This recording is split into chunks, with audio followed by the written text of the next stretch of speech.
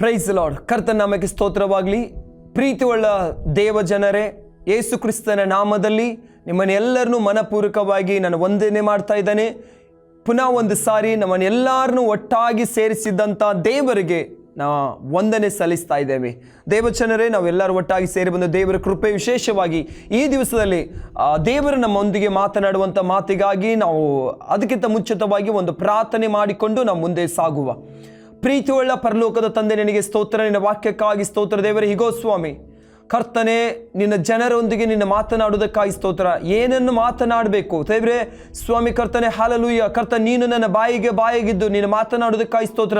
ಕೇಳುವಂಥ ಎಲ್ಲ ನಿನ್ನ ದೇವ ಜನರನ್ನು ನಿನ್ನ ರಕ್ತ ಕೋಟೆಯಲ್ಲಿ ಮರೆ ಮಾಡು ಸ್ವಾಮಿ. ಅವರ ಕರ್ತನೆ ಜೀವಿತ ಕರ್ತನೆ ವಾಕ್ಯವು ಕರ್ತನೆ ಆಳವಾಗಿ ಬೇರೂರಿ ನಿಲ್ಲುವಂತೆ ಸ್ವಾಮಿ, ಕ್ರಿಸ್ತನಿಗಾಗಿ ಜೀವಿಸುವಂಥ ಮನಸ್ಸನ್ನು ದೇವರೇ ಅನುಗ್ರಹಿಸಿ ಬಲಪಡಿಸಿ ಕರ್ತನೆ ನಾಮ ಮಹಿಮೆಗೋಸ್ಕರ ನಿನ್ನ ಮಕ್ಕಳನ್ನು ಉಪಯೋಗಿಸ್ಕೋಕ್ಕಾಗಿ ಸ್ತೋತ್ರ. ಈ ವಾಕ್ಯವನ್ನು ಕೇಳಿದಾಗೆ ಅಡ್ಡಿಪಡಿಸ್ತಾ ಇರುವಂತ ಎಲ್ಲ ತಡೆಗಳು ಬಿದ್ದೋಗ್ಲಿ ರಾಜ. ಕರ್ತನೆ, ನನ್ನ ಸಂಗಡ ನಿನ್ನ ಜನರ ಸಂಗಡ ನಿನ್ನ ಮಾತನಾಡುವುದಕ್ಕಾಗಿ ಸ್ತೋತ್ರ. ನಮ್ಮ ಮಧ್ಯದಲ್ಲಿ ನಿನ್ನ ನಾಮ ಒಂದೇ ಮಹಿಮೆಯನ್ನು ಪ್ರಾರ್ಥಿಸ್ತಾ ಇದ್ದೇವೆ ಯೇಸುವಿನ ನಾಮದಲ್ಲಿ ತಂದೆ, ಆಮೆನ್. ಹಲ್ಲೆಲೂಯಾ. ದೇವಜನರೇ, ವಿಶೇಷವಾಗಿ ದಿನದ ಜ್ಞಾನಕ್ಕಾಗಿ ನಾನೊಂದು ವಾಕ್ಯವನ್ನು ಆರಿಸಿಕೊಂಡಿದ್ದೇನೆ. ಯೋಹಾನ ಬರೆದ ಪುಸ್ತಕದಲ್ಲಿ 15ನೇ ಅಧ್ಯಾಯದಲ್ಲಿ the book of John gospel chapter 15 words 5 5ನೇ ವಚನದಲ್ಲಿ ನಾನು ಒಂದು ವಾಕ್ಯವನ್ನು ಓದ್ತಾ ಇದ್ದೇನೆ. ನಾನು ದ್ರಾಕ್ಷ ಬಳ್ಳಿ, ನೀವು ಕೊಂಬೆಗಳು. ಒಬ್ಬನು ನನ್ನಲ್ಲಿಯೂ ನಾನು ಅವನಲ್ಲಿಯೂ ನೆಲೆಗೊಂಡಿದ್ದರೆ ಅವನೇ ಬಹಳ ಫಲ ಕೊಡುವನು. ನೀವು ನನ್ನನ್ನು ಬಿಟ್ಟು ಏನನ್ನು ಮಾಡಲಾರಿರಿ. ದೇವರ ವಾಕ್ಯ ಹೇಳ್ತದೆ, ನಾನು ದ್ರಾಕ್ಷ ಬಳ್ಳಿ, ನೀವು ಕೊಂಬೆಗಳು. ಏನಂದ್ರೆ, ಒಬ್ಬನು ನನ್ನಲ್ಲಿ ಇರುವುದಾದರೆ, ನನ್ನಲ್ಲಿ ನೆಲೆಗೊಳ್ಳುವುದಾದರೆ ಆತನು ಬಹಳ ಫಲ ಕೊಡ್ತಾನೆ. ಅಷ್ಟು ಮಾತ್ರವಲ್ಲ, ದೇವರು ಹೇಳ್ತಾರೆ, ನೀವು ನನ್ನನ್ನು ಬಿಟ್ಟು ಏನನ್ನು ಮಾಡಲಾರೆ. ಹೌದು ದೇವಜನರೇ, ಈ ವಾಕ್ಯ ಹೇಳ್ದಂಗೆ ಯೋಹಾನ ಬರೆದ ಸುವಾರ್ತೆಯಲ್ಲಿ ಈ ವಾಕ್ಯ ಹೇಳ್ತಾ ಇದೆ. ಅದಕ್ಕಿಂತ ಮೇಲೆ ವಚನ ಹೇಳ್ತದೆ, ನಾನೇ ನಿಜವಾದ ದ್ರಾಕ್ಷ ಬಳ್ಳಿ ಅಂತ ಸಹ ದೇವರ ವಾಕ್ಯ ಹೇಳ್ತದೆ. ನಾವು ಕೊಂಬೆಗಳಾಗಿದ್ದೇವೆ. ಇವತ್ತು ದೇವರು ನಮ್ಮನ್ನು ಆರಿಸಿಕೊಂಡಂಥ ಒಂದು ಉದ್ದೇಶ ಏನಂತ ಹೇಳಿದರೆ, ಫಲ ಕೊಡಬೇಕಂತ ಹೇಳಿ. ಯಾವುದಕ್ಕಾಗಿ ಫಲ? ಕ್ರಿಸ್ತನಿಗಾಗಿ ಫಲ ಕೊಡಬೇಕು. ಅಷ್ಟು ಮಾತ್ರವಲ್ಲ, ಇದೇ ಯೋಹಾನ ಸುವಾರ್ತೆಯಲ್ಲಿ ನಾವು 16ನೇ ವಚನದಲ್ಲಿ ದೇವರ ವಾಕ್ಯ ಹೇಳ್ತದೆ, ಏನಂತ, ನೀವು ಕೊಡುವಂಥ ಫಲವು ಅದು ನಿಲ್ಲುವಂಥ ಆಗಬೇಕು. ನಾನು ನಿಮ್ಮನ್ನು ಆರಿಸಿಕೊಂಡಿದ್ದಂತ ಇದೆಲ್ಲ ದೇವರ ವಾಕ್ಯ ಹೇಳ್ತದೆ. ನಾನು ನೀನು ಫಲ ಕೊಡಬೇಕಂತ ಹೇಳಿದರೆ ದೇವರ ವಾಕ್ಯ ಹೇಳ್ತತೆ, ನೀವು ನನ್ನನ್ನು ಬಿಟ್ಟು ಏನನ್ನು ಮಾಡಲಾರಿರಿ. ನಮ್ಮ ಜೀವಿತದಲ್ಲಿ ದೇವಜನರೇ, ನಾವು ಏನೇ ಸಾಧಿಸಬೇಕಂತ ಹೇಳಿದ್ರು ಸಹ, ಏನೇ ಮಾಡಬೇಕಂತ ಹೇಳಿ ಆಲೋಚನೆ ಮಾಡಿದ್ರೆ ಸಹ ನಮ್ಮ ಜೀವಿತ ಸಾಗಬೇಕು. ನಾನು ಆಲೋಚನೆ ಮಾಡಿರುವಂಥ ಆಲೋಚನೆ ಅದು ನೆರವೇರಬೇಕು ಅಂತೇಳಿ ನಮ್ಮ ಬೈಕೆ ಇರೋದಾದರೆ ಖಂಡಿತವಾಗಿ ಅದು ನೆರವೇರ್ತತೆ. ಅದು ಯಾವಾಗ ನೆರವೇರ್ತದೆ ಅಂತ ಹೇಳಿದರೆ, ದೇವರ ವಾಕ್ಯಾನುಸಾರವಾಗಿ ನೀನು ನಾನು ಜೀವಿಸುವಾಗ. ನಾವು ಮಾಡುವಂಥ ಆಲೋಚನೆಯಲ್ಲಿ ದೇವರು ಇರುವುದಾದರೆ, ನಾವು ಮಾಡುವಂಥ ಕೆಲಸ ಕಾರ್ಯಗಳಲ್ಲಿ ದೇವರು ಇರುವುದಾದರೆ, ನಾವು ಆಗುವಂಥ ಮದುವೆಯಲ್ಲಿ ದೇವರು ಇರುವುದಾದರೆ, ನಾವು ಕಟ್ಟುವಂಥ ಮನೆಯಲ್ಲಿ ದೇವರು ಇರುವುದಾದರೆ, ನಮ್ಮ ಜೊತೆಯಲ್ಲಿ ದೇವರು ಇರುವುದಾದರೆ, ನಾವು ಮಾಡುವಂಥ ಬಿಸ್ನೆಸ್ಸಲ್ಲಿ ದೇವರು ಇರುವುದಾದರೆ, ನಾವು ಮಾಡುವಂಥ ಸೇವೆಯಲ್ಲಿ ದೇವರು ಇರುವುದಾದರೆ, ಯಾವ ಲೋಪ ಇಲ್ಲದಂಥ ಸೇವೆ. ಹಲ್ಲೆಲೂಯಾ. ಮನುಷ್ಯನ ಮೆಚ್ಚಿಸಲಿಕ್ಕೆ ಸೇವೆ ಅಲ್ಲ, ಕರ್ತನ ಮೆಚ್ಚಿಸುವಂಥ ಸೇವೆ ನಾವು ಮಾಡುವುದಾದರೆ, ಖಂಡಿತವಾಗಿ ದೇವರು ನಮ್ಮ ಸಂಗಡ ಇರುವುದಾದರೆ ಆ ಸೇವೆಯನ್ನು ದೇವರು ಅಭಿವೃದ್ಧಿ ಪಡಿಸ್ತಾರೆ. ಆ ಬಿಸ್ನೆಸ್ ಅನ್ನು ದೇವರು ಅಭಿವೃದ್ಧಿ ಪಡಿಸ್ತಾರೆ. ಆ ಕುಟುಂಬವನ್ನು ದೇವರು ಅಭಿವೃದ್ಧಿ ಪಡಿಸ್ತಾರೆ. ಆ ಏನಂದ್ರೆ ವ್ಯಾಪಾರವನ್ನು ದೇವರು ಅಭಿವೃದ್ಧಿ ಪಡಿಸ್ತಾರೆ. ದೇವಜನರೇ, ದೇವರ ವಾಕ್ಯ ಹೇಳ್ತತೆ, ನನ್ನನ್ನು ಬಿಟ್ಟು ನೀವೇನು ಮಾಡಲಿಕ್ಕೆ ಆಗುವುದೇ ಇಲ್ಲ. ಹಾಗಾದರೆ ಯೇಸು ಸ್ವಾಮಿಯನ್ನು ಬಿಟ್ಟಂಥ ಅನೇಕ, ಅಂದರೆ ದೇವರನ್ನು ಬಿಟ್ಟಂಥ ಜನರನ್ನು ನಾವು ನೋಡ್ತಾ ಇದ್ದೇವೆ. ಅವರು ದೇವರನ್ನು ಬಿಟ್ಟು ಅನೇಕ ಸಂಗತಿಗಳನ್ನು ಮಾಡ್ಕೊಳ್ಳಿಕ್ಕೆ ಹೋದರು. ನಾನು ದೊಡ್ಡವನಾಗಬೇಕು, ನನ್ನ ಹೆಸರುವಾಸಿ ಆಗಬೇಕು, ನಾನೇ ಅನ್ನೋದು ದೇವರು ಬಿಟ್ಟು ಹೋದಂಥ ಕಾಲದಲ್ಲಿ, ದೇವರನ್ನು ಬಿಟ್ಟಂತ ಹೋದಂಥ ಸಮಯದಲ್ಲಿ ದೇವರ ವಾಕ್ಯ ಹೇಳ್ತತೆ. ಮೊದಲನೇದಾಗಿ ನೋಡುವುದಾದರೆ, ನಾವು ಆದಿಕಾಂಡ ಬರೆದ ಪುಸ್ತಕ 11ನೇ ಅಧ್ಯಾಯ ತಿರುಗಿಸಿಕೊಳ್ಳುವಾಗ ಅಲ್ಲಿ ದೇವರ ವಾಕ್ಯ ಹೇಳ್ತತೆ, ಆದಿಕಾಂಡ ಬರೆದ ಪುಸ್ತಕ 11ನೇ ಅಧ್ಯಾಯದಲ್ಲಿ ಅಲ್ಲಿ ಎಲ್ಲ ಜನರಿಗೆ ಒಂದೇ ಭಾಷೆ ಕೊಡಲ್ಪಟ್ಟಿತ್ತು. ಅವರು ಒಂದೇ ಭಾಷೆಯನ್ನು ಮಾತನಾಡ್ತಾ ಇದ್ರು. ಅವರು ಮುಂದೆ ಸಾಗಿಕೊಂಡು ಹೋಗುವಂಥ ಸಮಯದಲ್ಲಿ ಅಲ್ಲೊಂದು ಬಯಲು ಸೀಮೆ ಸಿಗ್ತತೆ. ಆದಿಕಾಂಡ ಬರೆದ ಪುಸ್ತಕ 11ನೇ ಅಧ್ಯಾಯದಲ್ಲಿ ಓದುವಾಗ ದೇವರ ವಾಕ್ಯ ಹೇಳ್ತತೆ, ಅಲ್ಲಿ ಬಯಲು ಸೀಮೆ ಸಿಗ್ತತೆ. ಅವರು ತನ್ನ ಮನಸ್ಸಿನ ಒಳಗೆ ಏನು ಆಲೋಚನೆ ಮಾಡ್ತಾ ಇದ್ದಾರೆ ಅಂತ ಹೇಳಿದ್ರೆ, ನಾವು ಇಲ್ಲೇ ಒಂದು ಪಟ್ಟಣ ಕಟ್ಟಿಕೊಳ್ಳುವ, ಎಲ್ಲೇ ಹೋಗೋದು ಬೇಡ, ಇಲ್ಲೇ ಒಂದು ಪಟ್ಟಣ ಕಟ್ಟಿಕೊಳ್ಳುವ. ನಾನು ಓದ್ತಾ ಇದ್ದೇನೆ, ಜೆನೆಸಿಸ್ ಚಾಪ್ಟರ್ 11, ಆದಿಕಾಂಡ ಬರೆದ ಪುಸ್ತಕ 11ನೇ ಅಧ್ಯಾಯ 1ನೇ ವಚನ. ಲೋಕದವರೆಲ್ಲರಿಗೂ ಒಂದೇ ಭಾಷೆ ಇತ್ತು, ಭಾಷೆ ಭೇದವೇನೂ ಇರಲಿಲ್ಲ. ಅವರು ಪೂರ್ವ ದಿಕ್ಕಿಗೆ ಮುಂದೆ ಪ್ರಯಾಣ ಮಾಡಿ ತಿರುಗುವ ಶಿರಾ ದೇಶದಲ್ಲಿ ಬಯಲು ಸಿಗಲು ಅಲ್ಲಿ ವಾಸ ಮಾಡಿಕೊಂಡು ತಮ್ಮೊಳಗೆ ಬನ್ನಿರಿ, ಒಳ್ಳೊಳ್ಳೆ ಸುತ್ತಿಟ್ಟಿಗೆಗಳನ್ನು ಮಾಡೋಣ, ಒಂದು ಪಟ್ಟಣವನ್ನು ಆಕಾಶವ ಮುಟ್ಟು ಗೋಪುರವನ್ನು ಕಟ್ಟಿ ದೊಡ್ಡ ಹೆಸರನ್ನು ಪಡೆಯೋಣ. ಹೀಗೆ ಮಾಡಿದರೆ ಭೂಮಿ ಮೇಲೆಲ್ಲ ಚೆದರುವುದಕ್ಕೆ ಆಸ್ಪದವಾಗುವುದಿಲ್ಲ ಅಂದುಕೊಂಡರು. ದೇವರ ವಾಕ್ಯ ಹೇಳ್ತತೆ, ಅವರು ಆಲೋಚನೆ ಮಾಡ್ತಾ ಇದ್ದಾರೆ, ಬನ್ರಿ ನಾವೊಂದು ದೊಡ್ಡ ಪಟ್ಟಣನ ಕಟ್ಟುವ. ಆ ಪಟ್ಟಣ ಹೇಗಿರ್ಬೇಕಂತ ಹೇಳಿದ್ರೆ ಆಕಾಶವನ್ನು ಮುಟ್ಟಬೇಕು. Praise the Lord. ಆಕಾಶವನ್ನು ಮುಟ್ಟುವಂತ ಪಟ್ಟಣವನ್ನು ಕಟ್ಟಿಕೊಳ್ಳುವ. ಅಷ್ಟು ಮಾತ್ರ ಅವರು ಹೇಳ್ತಾ ಇದ್ದಾರೆ, ದೊಡ್ಡ ಹೆಸರನ್ನು ಪಡೆದುಕೊಳ್ಳುವ. ಓ ಇವರು ಸೂಪರ್, ಇವರು ಏನು ದೊಡ್ಡ ಜನ ಆಗಿದ್ದಾರೆ, ಇವರು ಅಭಿವೃದ್ಧಿ ಹೊಂದಿದ್ದಾರೆ, ದೊಡ್ಡ ಹೆಸರನ್ನು ಅವರು ಈ ವಾಕ್ಯ ಹೇಳ್ತಾ, ದೇವ್ರ ವಾಕ್ಯ ಹೇಳ್ತಾ ಅಲ್ಲಿ ದೊಡ್ಡ ಆಕಾಶ ಮುಟ್ಟುವ ಗೋಪುರವನ್ನು ಕಟ್ಟಿಕೊಂಡು ಹೆಸರನ್ನು ಪಡೆಯೋಣ. ಇವರಾಗೆ ಪಟ್ಟಣವನ್ನು ಕಟ್ಟೋರು ಯಾರು ಇಲ್ಲ, ಇವರ ಹಾಗೆ ಬಿಸ್ನೆಸ್ ಮಾಡೋರು ಯಾರು ಇಲ್ಲ, ಇವರ ಹಾಗೆ ಸೇವೆ ಮಾಡೋರು ಯಾರು ಇಲ್ಲ ಅಂತ ಹೆಸರು ಪಡ್ಕೊಳ್ಳಿಕ್ಕೆ ಇವತ್ತು ಅನೇಕ ಜನಗಳು ಪ್ರಯಾಸ ಪಡ್ತಾ ಇದೆ. ಯಾಕೆ ಗೊತ್ತುಂಟಾ? ಹೆಸರು ಪಡ್ಕೊಳ್ಳಿಕ್ಕೆ. ಯಾಕೆ ನಿನ್ನ ಬಿಸ್ನೆಸ್ ಅಲ್ಲೇ ಇದೆ ಗೊತ್ತುಂಟಾ? ಯಾಕೆ ನಿನ್ನ ಸೇವೆ ಅಲ್ಲೇ ಇದೆ ಗೊತ್ತುಂಟಾ? ಮುಂದೆ ಹೋಗ್ತಾ ಇಲ್ಲ. ಕಾರಣ ಏನು? ಯಾಕೆ ನಿನ್ನ ಸೇವೆಯಲ್ಲಿ ಅಭಿವೃದ್ಧಿ ಬರ್ತಾ ಇಲ್ಲ? ಯಾಕೆ ನಿನ್ನ ಕುಟುಂಬ ಅಭಿವೃದ್ಧಿ ಹೊಂದ್ತಾ ಇಲ್ಲ? ಯಾಕೆ ನಿನ್ನ ಬಿಸ್ನೆಸ್ ಅಭಿವೃದ್ಧಿ ಹೊಂದ್ತಾ ಇಲ್ಲ? ದೇವರು ಬಿಟ್ಟ ಕಾರಣ. ನೀನು ದೇವರು ಬಿಟ್ಟು ನೀನು ಬಿಸ್ನೆಸ್ ಮಾಡಿರ್ಬೋದು, ಕುಟುಂಬವನ್ನು ಕಟ್ಟಿಕೊಳ್ತಾ ಇರ್ಬೋದು, ಏನೇ ಮಾಡಿಕೊಳ್ತಾ ಇರ್ಬೋದು. ಇವರು ಹೇಳ್ತಾ ಇದ್ದಾರೆ, ಒಂದು ಕಟ್ಟಿಕೊಳ್ತಾ ಇದ್ದಾರೆ. ಏನನ್ನು ಕಟ್ಟಿಕೊಳ್ತಾರೆ? ಪಟ್ಟಣವನ್ನು ಕಟ್ಟಿಕೊಳ್ತಾ ಇದ್ದಾರೆ. ಇದನ್ನು ನೋಡೋದಕ್ಕಾಗಿ ಇವರು ಎಲ್ಲ ಆಲೋಚನೆ ಮಾಡ್ತಾ ಇದ್ದಾರೆ. ಈ ಆಲೋಚನೆಯಲ್ಲಿ ಯಾರಿಗೆ ಸ್ಥಳ ಕೊಡ್ತಾ ಇಲ್ಲ ಅಂತ? ದೇವರಿಗೆ ಸ್ಥಳ ಕೊಡ್ತಾ ಇಲ್ಲ. ದೇವ ಮಕ್ಕಳೇ, ದೇವ ಜನರೇ, ಪ್ರೀತಿ ಒಳ್ಳೆ ನನ್ನ ಸಹೋದರ ಸಹೋದರಿಯರೇ, ಇವತ್ತು ನೀವು ದೇವರ ಸ್ವರಕ್ಕೆ ಕಿವಿ ಕೊಡದೆ ಹೋದ್ರೆ, ಅಥವಾ ನಿಮ್ಮ ಆಲೋಚನೆ ಒಳಗೆ ನೀವೇನನ್ನ ಆಲೋಚನೆ ಮಾಡ್ತಾ ಇದ್ದೀರೋ ಆ ಆಲೋಚನೆ ಒಳಗೆ ದೇವರು ಇಲ್ಲದಿದ್ರೆ, ದೇವರಿಗೆ ಅವಕಾಶ ಕೊಡದೇ ಇದ್ರೆ, ನೀನು ಎಷ್ಟೇ ಆಲೋಚನೆ ಮಾಡು, ಎಂಥದೇ ಕಾರ್ಯ ಕೈ ಹಾಕು, ಅದು ಸಫಲವಾಗುವುದಿಲ್ಲ, ಅದು ಅಭಿವೃದ್ಧಿ ಹೊಂದಲಿಕ್ಕೆ ಆಗುದಿಲ್ಲ, ಅದನ್ನು ಮುಂದೆ ಬೆಳೆಸ್ಕೊಂಡು ನಿಂಗೆ ಹೋಗ್ಲಿಕ್ಕೆ ಆಗುಲ್ಲ. ಒಂದು ವೇಳೆ ನೀನು ಮಾಡುವಂತ ಕಾರ್ಯಗಳಲ್ಲಿ ದೇವರು ಇರುವುದಾದ್ರೆ, ಅದಕ್ಕೆ ದೇವ್ರ ವಾಕ್ಯ ಹೇಳ್ತದೆ, ಯೋಹಾನ ಬರೆದ ಸುವಾರ್ತೆಯಲ್ಲಿ ನಾವು ಓದಿದ್ದೀವಿ ಈಗಾಗಲೇ, ನನ್ನನ್ನು ಬಿಟ್ಟು ನೀವೇನು ಮಾಡ್ಲಿಕ್ಕಾಗಲ್ಲ. ನಿನಗೆ ಒಳ್ಳೆ ಎಜುಕೇಶನ್ ಇರ್ಬೋದು, ನಿನಗೆ ಒಳ್ಳೆ ಓದು ಬರ ಇರ್ಬೋದು, ನಿನಗೆ ಒಳ್ಳೆ ಅಂದ ಚಂದ ಇರ್ಬೋದು, ನಿನಗೆ ಒಳ್ಳೆ ಜ್ಞಾನ ಇರ್ಬೋದು, ನೀನು ಒಳ್ಳೆ ಸೇವೆಯಲ್ಲಿ ಮುಂದೆ ಹೋಗ್ತಾ ಇರ್ಬೋದು, ಬಿಸ್ನೆಸ್ ಅಲ್ಲಿ ಮುಂದೆ ಹೋಗ್ತಾ ಇರ್ಬೋದು, ಒಳ್ಳೆ ಇನ್ಸ್ಟ್ರೂಮೆಂಟ್ ನುಡಿಸಲಿಕ್ಕೆ ನಿನಗೆ ದೇವ್ರ ಜ್ಞಾನ ಕೊಟ್ಟಿರ್ಬೋದು, ಒಳ್ಳೆ ಆರಾಧನೆ ಮಾಡಲಿಕ್ಕೆ, ಹಾಡು ಹಾಡಲಿಕ್ಕೆ, ಸಾಂಗ್ ಹೇಳಲಿಕ್ಕೆ ದೇವರು ನಿನಗೆ ಕೃಪೆ ಮಾಡಿ ಕೊಟ್ಟಿರ್ಬೋದು, ಒಳ್ಳೆ ವಾಯ್ಸ್ ನಿನಗಿರ್ಬೋದು, ಒಳ್ಳೆ ಸ್ವರ ನಿನಗಿರ್ಬೋದು. ಆದರೆ ಒಂದು ವಿಷಯ ಹೇಳ್ತಾನೆ ದೇವಚನರೇ, ಇದೆಲ್ಲ ಕೊಟ್ಟಂಥದ್ದು ಯಾರು ಗೊತ್ತುಂಟಾ? ದೇವರು. ನೀನು ಯಾವಾಗಲೂ ಎನಿಸ್ಬೇಕು, ನೀನು ಆಲೋಚನೆ ಮಾಡಬೇಕು, ಇದೆಲ್ಲ ನನಗೆ ಕೊಟ್ಟಿದ್ದು ದೇವರು. ದೇವರು ಬಿಟ್ಟು ದೇವಚನರು ನಾವು ಏನನ್ನು ಮಾಡ್ಲಿಕ್ಕಾಗ್ತದೆ, ಏನನ್ನು ಸಾಧನೆ ಮಾಡ್ಲಿಕ್ಕಾಗ್ತದೆ? ಇವರು ದೇವರ ಒಂದು ಉದ್ದೇಶ ಏನಂತೆ, ನೀವು ಚದುರಿಸ್ಕೊಳ್ರಿ, ಅನೇಕ ಭೂಲೋಕದ ಕಡೆ ಎಲ್ಲ ತುಂಬಿಕೊಳ್ರಿ ಅಂತ ದೇವರು ಹೇಳಿದ್ರೆ, ಇವ್ರು ಹೋಗಿ ಒಂದು ಪಟ್ಟಣ ಕಟ್ತಾ ಇದ್ದಾರೆ. ದೇವರು ಬಿಟ್ಟು ಬಿಡ್ತಾರಾ?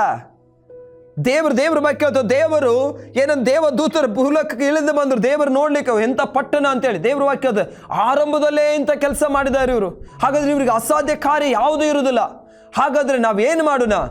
ಇವರು ಕಟ್ಟುತ್ತಿರುವಂಥ ಈ ಪಟ್ಟಣವನ್ನು ನಿಲ್ಲಿಸಿಬಿಡೋಣ, ಇವರು ಭಾಷೆಯನ್ನು ತಾರುಮಾರು ಮಾಡಿಬಿಡೋಣ ಅಂತೇಳಿ. ದೇವರು ನಿನ್ನ ಕೈ ಹಾಕಿರುವಂಥ ಕೆಲಸವನ್ನು ನಿಲ್ಲಿಕ್ಕೆ ಕಾರಣ ಏನು ಗೊತ್ತುಂಟಾ? ಅದ್ರ ಒಳಗೆ ದೇವರು ಇಲ್ಲದ ಕಾರಣ.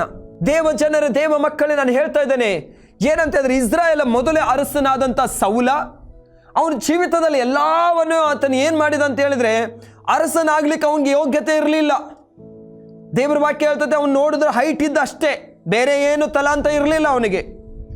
ತನ್ನ ತಂದೆ ಕತ್ತೆ ಕಳೆದು ಹೋಗಿದ್ದಾವೆ, ತನ್ನ ತಂದೆ ಕತ್ತೆಯನ್ನು ಹುಡುಕೊಂಡು ಬರಲಿಕ್ಕೆ ಹೋದಾಗ ಅಲ್ಲಿ ಒಬ್ಬ ಪ್ರವಾದಿ ಇದ್ದಾನೆ, ಆತನು ಎಲ್ಲಿ ಹೋಗಿದ್ದಾವೆ ಕತ್ತೆ ಅಂತ ತಿಳಿಸಿಕೊಡ್ತಾನೆ ಅಂತ ಹೇಳಿ ಸಾಮುವೇಲನ ನಂತರ ಆಲೋಚನೆ ಕೇಳಲಿಕ್ಕೆ ಹೋದಾಗ ದೇವರು ಹೇಳಿದ್ರು, ಸಾಮುವೇಲನ ಇಸ್ರಾಯೇಲರನ್ನ ಅರಸನಾಗಿ ಈ ವ್ಯಕ್ತಿಯನ್ನು, ಈ ಸೌಲನನ್ನು ಆರಿಸಿಕೊಂಡಿದ್ದೇನೆ, ಅವನ ಅಭಿಷೇಕ ಮಾಡಂತೇಳಿ. ಯಾವುದಕ್ಕೂ ಯೋಗ್ಯತೆ ಇಲ್ಲದಂತ ತನ್ನ ತಂದೆ ಕತ್ತೆ ಹಿಂದೆ ಹೋಗ್ತಾ ಇರುವಂತ ವ್ಯಕ್ತಿಯನ್ನು ದೇವರು ಅಭಿಷೇಕ ಮಾಡ್ತಾನೆ.